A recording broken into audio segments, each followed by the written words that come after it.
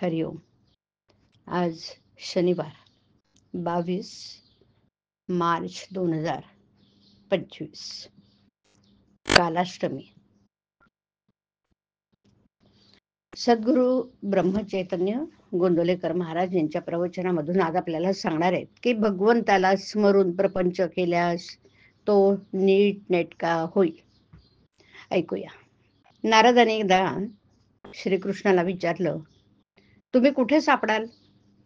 त्यावर श्रीकृष्ण म्हणाले, नारदा, मी वैकुंठात नाही, रखमाईपाशी सापडेन असंही नाही, तर मी माझ्या भक्तांपाशी सापडेन. बरं, भक्त नाहीतरी देवाशिवाय कसे राहणार?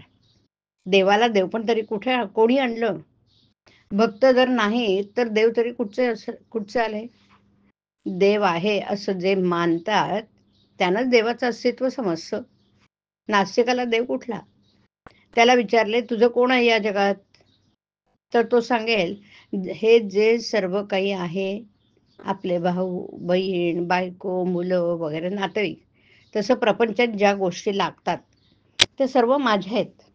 परंतु मग देवाघरची वाट काय? ज्याने जग निर्माण केलं त्याला विसरायचं आणि जे उत्पन्न केलं ते माझं म्हणायचं? हा परमार्थ होईल का? तेव्हा देव आहे अशी भावना धरा आणि देवाला दार उघडा, म्हणजे तो सदा सर्व काळ तुमच्या जवळच आहे ना. भावनेने देव आपलासा केला पाहिजे. आपण कुठेही गेलो तरी आपल्या रामाला बरोबर घेऊन जात जा, म्हणजे तुम्हाला काही कधी भीती वाटणार नाही. रामाला बरोबर नेणे हे बोलणे लोकांना चमत्कारिक वाटेल, पण ज्यांना देवच नाही असे वाटते त्यांच्याशी आपला काही कर्तव्य नाही. जो देवाच्या नादी लागला त्याचा प्रपंच बिघडला असं काही जण म्हणतात. परंतु ज्याने प्रपंच निर्माण केला त्याला विसरून तो प्रपंच नीट होईल का? कधीही होणं शक्य नाही. तर मग त्याला स्मरूनच प्रपंच केला तर नीटनेटका होईल. प्रपंच सोडून परमार्थ होणार नाही. प्रपंच करावा पण त्यातली आसक्ती सोडा म्हणजे झालं.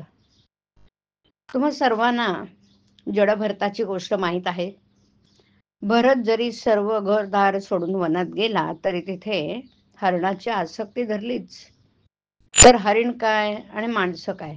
आसक्तीच्या दृष्टीने दोन्ही सारखीच. जोपर्यंत आसक्ती सुटली नाही तोपर्यंत परमार्थ करणं व्यर्थ आहे ना.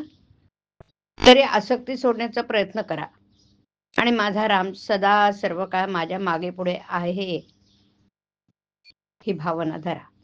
एकानं विचारलं, तुम्ही सर्वांना मानस पूजा करायला सांगता, पण एकटा राम सर्वांच्या जवळ कसा जाणार?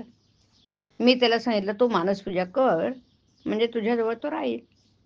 तो जर सर्व ठिकाणी भरलेला आहे तर त्याला जाणं येणं नाहीच. आपण मात्र त्याला पाहणं जरूर आहे. भगवंताचं नामस्मरण हा उंबरठ्यावरचा दिवा आहे. त्याने भगवंत आणि प्रपंच दोन्हीकडे उजेड पडेल. देवावर सर्व सोपवून निश्चिंत होणं हेच अनुसंधान समजावं. हरिओम. हरिओम तत्सत. हरिओम.